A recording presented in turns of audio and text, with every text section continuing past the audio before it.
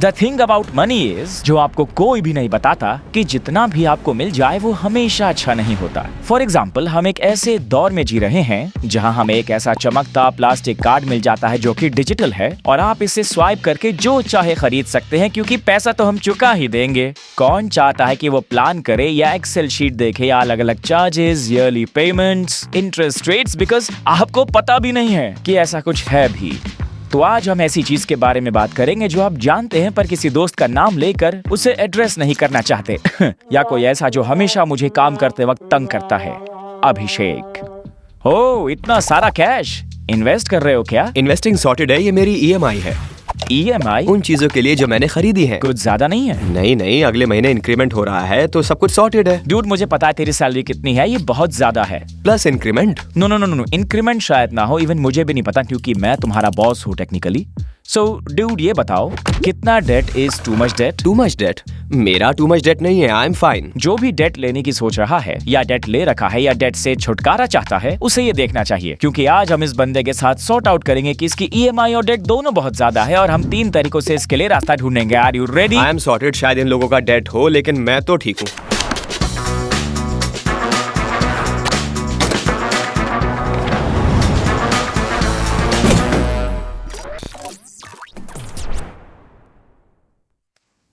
तो सबसे पहले ये फिगर आउट करते हैं कि तुम्हारा डेट असल में है कितना। सो मुझे पता ही है कि तुम्हारी सैलरी है कितनी, तो सबसे पहले अपनी डेट अमाउंट लिखो। मंथली ईएमआई, चलो ठीक है, और मैं इसे डिवाइड कर देता हूँ। नाइस। तुम्हारा डेट टू इनकम रेशियो है 60%। क्या ये ठीक है?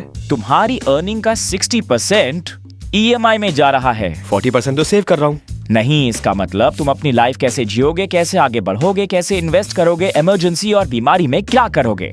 लाइफ में ऐसी बहुत सी चीजें हैं जो तुम प्रेडिक्ट नहीं कर सकते और यही सबसे बड़ी सच्चाई है। तो आइडियली तुम्हारा डेट टू इनकम रेशियो 33% से ज्यादा नहीं होना चाहिए।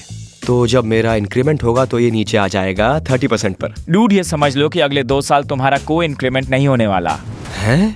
33% के ऊपर if you are going it becomes red zone. अब हर एक की लाइफ अलग होती है और तुम्हारी कोई ज्यादा लायबिलिटी नहीं राइट। पर तुम्हारी एज के मेरे कुछ दोस्त हैं जो पेरेंट्स की देखभाल करते हैं और बहुत सी चीजें हैं और उनकी लायबिलिटी है, जिसका मतलब 33% उनके लिए भी बहुत ज्यादा है।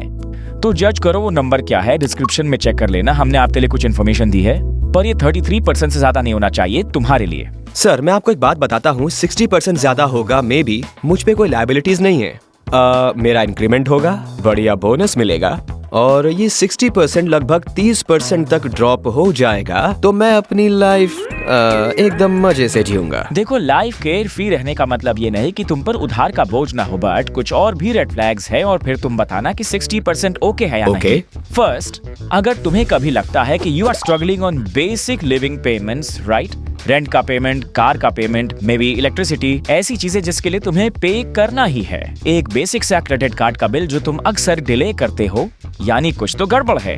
यही वो रेड फ्लैग है जिसका मतलब है आपने बहुत ज्यादा डेट लिया है। कभी ऐसा हुआ है क्या? हाँ, लेकिन मैं अपना इमरजेंसी फंड यूज कर सकता हूँ। क्या कहा? फिर से कहो। उसे रिफिल कर दूंगा, अपना इमरजेंसी फंड यूज करूंगा। इमरजेंसी फंड होता है इमरजेंसी फंड। यही इमरजेंसी है। रेंट पे करना इमरजेंसी नहीं फिर है। मैं रहूंगा कहाँ? Exactly. True, fair, but paying rent is living. Emergency fund rent के लिए नहीं होता। इमरजेंसी फंड का यूज होता है इमरजेंसी के लिए। यह है सेकंड रेड फ्लैग, तुम अपना इमरजेंसी फंड यूज कर रहे हो। अभी तो वही किया। तो तुम तब क्या करोगे अगर फिर से कोई कोविड आ जाए? क्या वो डबल इमरजेंसी हुई? क्या है वो? हाँ, थर्ड रेड फ्लैग, एक क्रेडिट कार्ड से दूसरे क्रेडिट कार्ड का बिल देना। अरे अभी वही तो किया, ये नया कार्ड लिया। अरे रुको, तुम्हें नहीं लगता ये सब करना गलत है? क्रेडिट वो पैसा है जो तुम्हारा नहीं होता, इसकी टोपी उसके सर नहीं कर सकते। तुम्हें बिल तो पे कर रहा हूँ ना। यही है रेड फ्लैग, ये है third red flag. Fourth red flag है। सर, फोर्थ रेड फ्लैग मैं बताऊंगा। आप है रेड फ्लैग मेरी जिंदगी का। मेरी एक्सेस मुझे रेड फ्लैग कहती थी, अब आप भी कह रहे हैं मुझे red flag, red flag.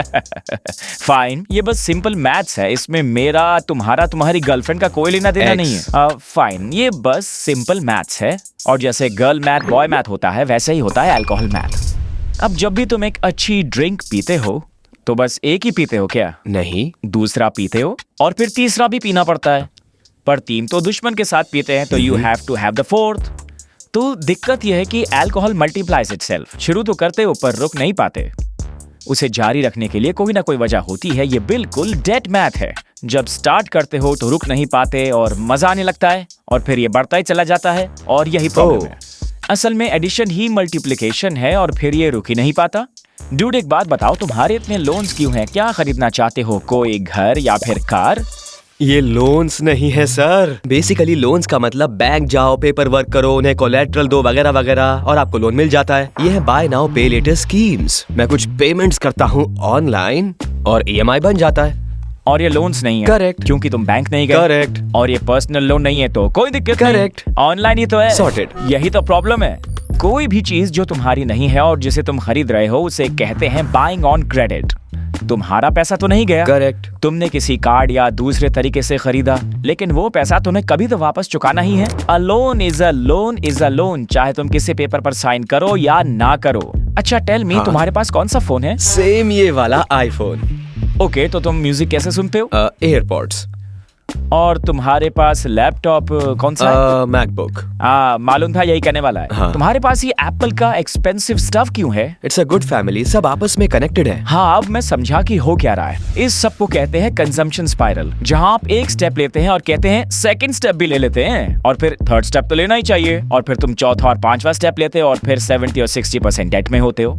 Look, इसे कहते हैं डिडरो इफेक्ट। ये बहुत ही सिंपल है। कौन सा like the Diderot effect. It doesn't matter. इसका मतलब है क्योंकि तुमने एक चीज कंज्यूम की है तो दूसरी, तीसरी, चौथी कंज्यूम करने की जरूरत है, अदरवाइज वो फील नहीं आती। और ये एप्पल की गलती नहीं है। एप्पल के प्रोडक्ट अच्छे होते हैं, प्रॉब्लम है तुम्हारी। ये एक तरह का स्नोबॉल है शॉपिंग का, राइट? तो इस केस में, तुम्हारे केस में, तुम चाहते थे कि तुम कुछ कूल सा टेक लो जो आपस में कनेक्टेड हो और इसी वजह से तुमने ये सब लिया। यही बात घर के लिए भी है। जब तुमने उस नए अपार्टमेंट में मूव किया, तुम्हें एक नई कालीन मिली, एकदम बढ़िया वाली। Good furniture. पर तुम्हें उसके अलावा बढ़िया फर्नीचर भी चाहिए बढ़िया। था। फिर बढ़िया सी कटलरी भी चाहिए। और जब ये सब मिल जाने के बाद तुम बैठोगे तो देखोगे क्या, तुम्हें टीवी। एक बढ़िया सा टीवी भी चाहिए। पॉइंट ये है कि एक बार अगर शुरू कर दिया तो फिर खत्म नहीं होगा, पर तुम्हें देखना ये होगा कि तुम इसे अफोर्ड कर भी सकते हो। Now that you know this कि तुम 60% पे हो, तुम्हें कुछ गलत दिखा है इसमें? मैंने रियलाइज नहीं किया, शायद कुछ है। बट सर, हम इंसान ये सब क्यों करते हैं? तो अब आते हैं अपने अगले सेगमेंट पर, द साइकोलॉजी बिहाइंड इट। इंसानों को किसी चीज की वैल्यू असाइन करनी होती है खुद को ये बताने के लिए कि उनकी लाइफ मीनिंगलेस नहीं है, क्योंकि लाइफ शायद वैसी ही है। 17वीं सदी में ट्यूलिप्स की वजह से लोगों को स्टेटस मिला। क्या तुम अपनी पूरी सैलरी मुझे दे दोगे इसके लिए? Are you crazy? एक ट्यूलिप, इसके लिए पूरे साल की सैलरी। चिल्लर भी नहीं दूंगा। पर लोगों ने एक्चुअली अपनी सारी जमीन बेच दी, सारे पैसे दे दिए एक ट्यूलिप खरीदने के लिए, ताकि वो सबको अपना स्टेटस दिखा सके कि देखो मैं स्टेटस। सुनने में अजीब लगा ना? अजीब तो लगा, मतलब कोई क्यों पे करेगा इस फूल के लिए? इसका कोई फाइनेंशियल सेंस नहीं बनता, सही राइट? कहा। इनमें से कई लोग अपने बच्चों का और खाने पीने का ध्यान नहीं रख पाए, इसकी वजह से। स्टूपिड बात है ना? करेक्ट। और 2024 का क्या, जब कोई अपने साल की कमाई का 60% उन चीजों पर खर्च कर रहा है जो उसका है ही नहीं। और अगर मैं तुम्हारे सभी लोन्स लूं और उसे तुम्हारी ईयरली सैलरी से कंपेयर करूं तो तुमने ऑलरेडी अगले 4 या 5 साल का स्पेंड कर दिया है जो तुम लोन से अर्न कर सकते हो। इसका कोई सेंस बनता है क्या? ऐसा लगता तो नहीं है। इसको कहते हैं स्टेटस एंजाइटी। हम सब स्टेटस एंजाइटी और स्टेटस क्वेश्चंस फेस करते हैं जो कि एकदम नॉर्मल है, पर तुम दोनों पर हावी नहीं हो सकते। तो जब कोई इमरजेंसी होती है तो तुम प्लॉट खो देते हो और अपनी नॉर्मल लाइफ भी ठीक से नहीं जी पाते। You can't risk being ruined. Dam sir, मैंने तो सोचा भी नहीं था कि मेरे डेट की ये हद होगी। अब मुझे एक चीज समझाइए, क्या मैं इस स्टफ बाइंग को कंट्रोल कर पाऊंगा? क्योंकि मैं तो और चीजें लेता ही रहूंगा और मुझे ये भी नहीं पता कि उनको यूज करूंगा भी या नहीं। इसमें तुम्हारी गलती नहीं है। दुनिया के कुछ स्मार्टेस्ट लोग जो कि साइकोलॉजी और यूजर बिहेवियर पढ़ते हैं, उन्होंने इंटरनेट पर कुछ ऐसी चीजें डिजाइन की हैं जिनसे तुम तुरंत खरीद सको। Have you ever felt कि 2 टैप में सब खरीद लिया? रोज ही। It's not your fault. तो अगर आपको कभी लगे कि आपने इम्पल्स खरीदारी की है तो एक बार देख लें इस चेकलिस्ट को। कोई भी चीज परचेज करने से पहले इस चेकलिस्ट को एक बार देखें। इस तरह से आप अपने ब्रेन को रिवायर कर सकते हैं। परफेक्ट, चेकलिस्ट समझ आ गई। मैं तो अब जिंदगी में कभी डेट नहीं लेने वाला, पक्का। तुम कभी जिंदगी में अब डेट नहीं लोगे। करेक्ट, कभी भी। Debt free. यार तुम इतना एक्सट्रीम क्यों हो? डेट लेने में कोई बुराई नहीं है। बुराई तब है जब तुम बहुत ज्यादा डेट ले लेते हो। तुम फ्यूचर में घर या कार या कुछ तो खरीदना चाहोगे ही, और उतना डेट लेना जितना तुम अफोर्ड कर सको बहुत बढ़िया है, कोई बुराई नहीं। तो शायद तुम्हें नहीं पता गुड डेट और बैड डेट के बारे में। क्या होता है गुड डेट और बैड डेट?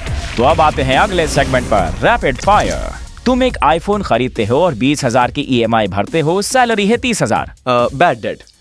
तुम 20,000 की EMI भरते हो और सैलरी है 2 लाख। Good date. तुम 25 लाख का एक बड़ा लोन लेते हो एजुकेशन लोन के नाम से। Good debt. हाँ, अगर तुम एजुकेशनल लोन से अपस्किल होते हो जिससे तुम अच्छी सैलरी कमा सको तो ठीक है। अगला सवाल, तुम्हें खरीदनी है एक ब्रांड न्यू कार जिसकी कीमत मान लो 25 लाख रुपए है, मंथली EMI है 30,000 रुपए और तुम्हारी सैलरी है 50,000। Shit, bad debt. नाइस, आप समझ गए होंगे। देखो यार, प्रॉब्लम तब आती है जब डेट बन जाता है एक डेट स्पाइरल, तो अब जाके चीजें गड़बड़ हो जाती है। वो क्या है? मतलब कुछ ऐसे हालात जिससे आप डेट लेने पर मजबूर हो जाएं और एक स्टेप के बाद आप और डेट लेते चले जाएं। ऐसा होता है क्या? देखो, मेरे पास मेरी EMIs हैं और मैं उन्हें वापस कर सकता हूँ। No, I totally agree. Let's imagine that कुछ बुरा हो गया और तुम हॉस्पिटल में हो। Okay. भगवान ना करे, और हॉस्पिटल का बिल बनता है 2 लाख रुपए का, जो तुम अफोर्ड नहीं कर सकते और आप उसे क्रेडिट पर लेते हैं। अब आप हॉस्पिटल से वापस आ गए हैं, अपनी नॉर्मल लाइफ जी रहे हैं और आपकी नॉर्मल EMIs भी तो है। करेक्ट। 60% पे आप पहले ही थे और ऊपर से 2 लाख रुपए, और अब आपके ऊपर आया एक्चुअल प्रेशर। अब तुम क्या करोगे? तुम कुछ और दूसरे खर्चे कम करोगे क्योंकि अचानक से आया ये पेमेंट हाँ, तुम्हें समझ भरना गया। है। पर अब होगा ये कि तुम्हें अपने सभी डेट में मिनिमम पेमेंट्स करनी होगी। वो इसलिए क्योंकि सैलरी तो उतनी ही है। इससे तुम्हारा क्रेडिट स्कोर हिट होगा और वो नीचे आ जाएगा, जिसका मतलब कोई भी फ्यूचर लोन ज्यादा एक्सपेंसिव होगा और अगर ज्यादा खराब हुआ तो लोन बिल्कुल भी नहीं मिलेगा। इसके बाद तुम काम में थोड़ा डिमोटिवेटेड से दिखोगे क्योंकि स्ट्रेस बहुत ज्यादा होगा और शायद तुम वो पे राइज मिस कर जाओगे क्योंकि ऑफिस में तुम्हारा परफॉर्मेंस अच्छा बिल्कुल भी नहीं होगा। फिर से प्रेशर बढ़ जाएगा इनकम वाइज। अब जब तुम अपने मिनिमम ड्यूज 6 महीने के बाद पे करोगे, तुम्हें लगेगा यार मेरा टोटल डेट बढ़ गया है, क्योंकि मिनिमम डेट मतलब ज्यादा इंटरेस्ट, और तुम्हारी ये सारी चीजें एक बहुत बड़ी मुसीबत बन जाती हैं। अब तुम्हें लाइफ बोरिंग लगेगी और शायद ऑफिस का हाल भी बुरा हो, शायद तुम्हारी जॉब भी चली जाए। इसी को कहते हैं डेट स्पाइरल। ये तब तक चलता रहेगा जब तक तुम टूट नहीं जाते, जिसका मतलब ये हुआ कि असली सिक्योरिटी और फ्रीडम डेट का ना होना और लाइफ की अनसर्टेनिटीज से डील करना है। कुछ आया समझ में? तो ये थी कहानी अभिषेक की। पर असली सवाल जो आपको खुद से पूछना है वो है, सेट पसंद आया ना? Did you enjoy this acting? पसंद आई? आप नीचे कमेंट्स में बता सकते हैं कि आप अपनी लाइफ में डेट का क्या कर रहे हैं। अगर आप डेट फ्री है तो कहिए I don't have and will give it a like. Bye. क्या कर रहे हो? कुछ नहीं। अच्छा, एक मैं हेल्प कर रहा हूँ। अंदर है सर, इधर है वो, वही है सर जहाँ आपने छोड़ा है। एक तो कैश में कौन इन्वेस्ट करते हैं? हाँ बोल दे, लिटिल हाँ बोल ना सर। लिटिल आई, अब तो हो गया सर, अब मैं ऐसे नो लिटिल स्मॉल की लाश। क्या बोल रहे हो आप? क्या बोल रहे हैं? नहीं सही लगा, काट देगी। I have a car, I have a house, I don't have a wife, I have girlfriends. X. अरे